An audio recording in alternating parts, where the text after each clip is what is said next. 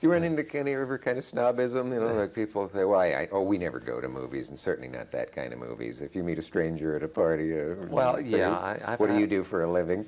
I've had that said that they don't go to my kind of movies. Yeah, a Yeah. few people, you know. Right. That, but again, that's because they've never seen them. You know, I mean, I said, well, how do you know if you haven't seen one if you would like it or not like it? Right. And so the thing is, you have to see one and say, okay, I don't like that kind of a movie. But until you see it, you don't really know. Otherwise, they're in the same boat with the people who condemn the book they haven't read. Exactly, absolutely. But fortunately, that's a small percentage, not the big percentage. Let's hope so. Yeah. Let's hope it's as small as the percentage of professional martial artists who are nasty guys in real life. I agree. The last time you were here, we got into the subject of a guy I ran into who was a champion, and he was nasty to me and threatened my life in a bookstore. Most of the martial artists you meet are the humblest, nicest people you'll meet. I mean, you're always going to find a rotten apple somewhere. The bigger the barrel, then you're going to find a rotten apple. And maybe this guy was a former champion. I know he's not a current champion, so he may have been a former champion that got his butt whipped somewhere along the line, and is feeling a little resentment there. But thank God that's the exception to the rule. Right. People like him. In Thailand, I went to a kickboxing camp. That night I went to a kickboxing match, a real one in Bangkok. If I didn't see a man killed, I almost did. I'm not sure he didn't die back in the dressing room. Is that a little rough? That's a brutal sport. Yeah. Thai boxing, you know, the average length of a professional athlete in Thai boxing is like 5 years. And I mean, they start young. So Yeah, generally, their career's over in their early 20s. Really? It's really, you know, when you start using your knees and elbows and all that, it's pretty doggone devastating. This guy was bleeding from the ear, which is never a good sign. Yeah. His skin had turned extremely pale. He was very, very motionless. And I got up and followed, and they wouldn't let me go in a room where they could. I'm not sure he didn't go out of there in a body bag. Well, they that wouldn't be unusual, would it? No, over in Thailand, they do have fatalities over there. Yeah, and they're fighting. Yeah, but they live for it. You know, they grow up as children just to be to have that recognition as a Thai champion, and because of that, many of them, you know, suffer very serious injuries. Yeah. Your world championship, what does it carry with it when you're in that position? It can't quite be like being Muhammad Ali at his peak, but do you get good tables in restaurants for being a karate world champion? You know what I got paid for my first world title fight here in New York at Madison Square Garden? I won the world champion. I got $1,000. All to yourself? And plus, I had a broken nose. I had a broken jaw that night. Yeah. I got kicked in the jaw with the heel kick, broke my jaw, which cost me more than $1,000 to get fixed. So I lost on that. Even though I won the world title, which has been good because I've been able to use it over the years, I still, my jaw still never been the same. Are you saying on the very night you won the championship, you that same night had your jaw broken? And the guy I fought got his arm broken. Oh, I was going to say, it's like the old joke, how did the other guy look? Wow. Yeah.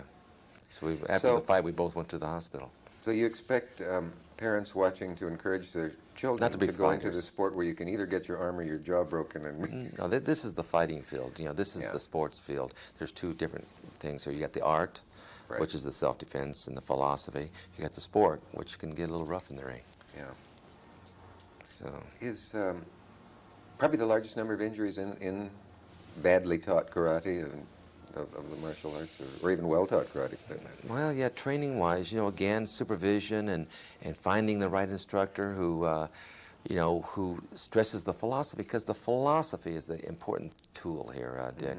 You know, the kicking and punching is only the vehicle to strengthen that individual as a person, to raising their self-esteem, raising their self-worth, teaching them how to focus their lives in the proper way, in the most positive way, teaching them the philosophy of goal seeking and realizing that there's obstacles in any goal you want to pursue and having that determination to overcome those obstacles, to reach those goals. See, this is all part of the training of the martial arts. It sounds wispy, but I believe all that stuff. Oh, I do too. From Hey. my experience with, my limited experience with martial arts. Well, it's really a great thing. it's been my philosophy in life, and that's really been the secret of me succeeding to the extent that I've succeeded. Well, I was going to say, you had the karate, then Yeah. did you apply really that consciously, that kind of concentration to I'm going to be an actor and a film actor and a successful Sure. film? I mean, I had to because, you know, everyone sees the success of Chuck Norris. They don't know what Chuck Norris went through to reach this level of success that I have as a fighter.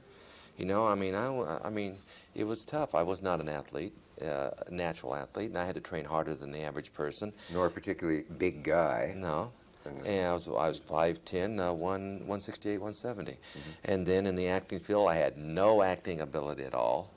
And some of them still say I don't, but that's Does that bother you when they say you have the emotional range of an avocado? That doesn't get under your skin or anything? Nah. does it? You know, It certainly hasn't held you back. no, it hasn't. And, you know, the thing is, the about bottom line, and Steve McQueen told this to me, he says, you know, you could have the best reviews in the world, and if your movie makes $1, you're not going to work.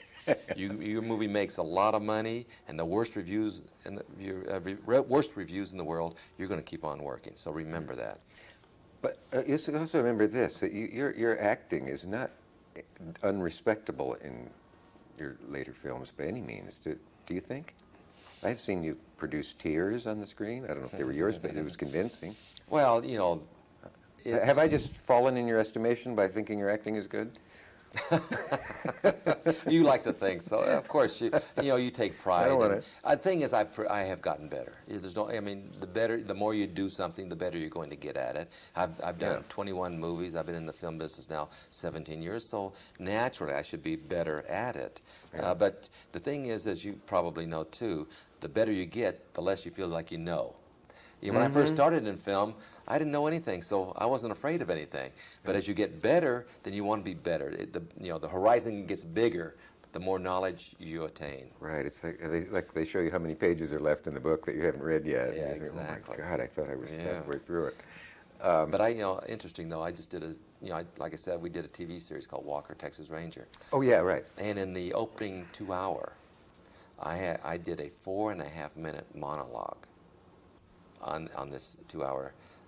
Some of the people may have seen Like the a 2 hour soliloquy Walker. But it was really interesting because it dealt with a 16-year-old girl who had been raped by 3 guys. Yeah. And this girl now is at my ranch for protection because these men have threatened her because the DA is prosecuting them. And the 2 witnesses are at my ranch as well. And so this girl is holding everything in. She won't cry, she won't talk, she won't do anything. And that night at my ranch, they're telling me this, and she's out on my porch. So I go out there to try to develop a conversation with her, and she will not talk. And so Walker, my character, is one of these real reserved type guys, and he opens up his heart to her.